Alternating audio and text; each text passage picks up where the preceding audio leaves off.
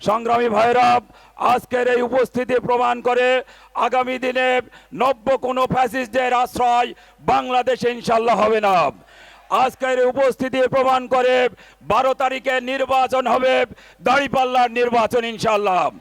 আজকের এই সমাবেশের উপস্থিতির ভয়ে ভীত হয়ে বিগত সময়ে বাংলাদেশ ইসলামী ছাত্র শিবির জামায়াতে ইসলামীর গণজোয়ারে আজকে যারা আবল তাবল বকছেন তাদের উদ্দেশ্যে আমরা বলতে চাই, যারা আপনারা আমাদের মা বোনদেরকে হেনস্থা করেছেন, হেনস্থা করার জন্য আজকে বক্তব্য রেখেছেন, আমরা বলতে চাই আজকে বিগত সময়ে এই ধরনের ফ্যাসিস্ট আচরণের কারণেই তাদের বাংলাদেশে জায়গা হয় নাই।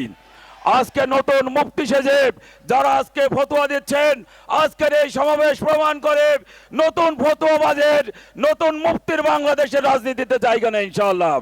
আপনাদের সবাইকে উদাত্ত আহ্বান রাখছে, আগামী 12 তারিখের নির্বাচনে সকাল থেকে ফলাফল হাতে না পাওয়া পর্যন্ত আমরা একজন সেনাপতির ভূমিকা পালনের মধ্য দিয়ে ফলাফলকে ঘরে নিয়ে দাঁড়িপাল্লাকে জয়যুক্ত করার মধ্য দিয়ে আমিরে জামাতের মানবিক বাংলাদেশ গড়ার আহ্বানে আমরা সাড়া দিয়ে এক আসনের এই দাঁড়িপাল্লার প্রার্থীকে আমরা বিপুল ভোটে জয়ী করবো ইনশাল্লাহ।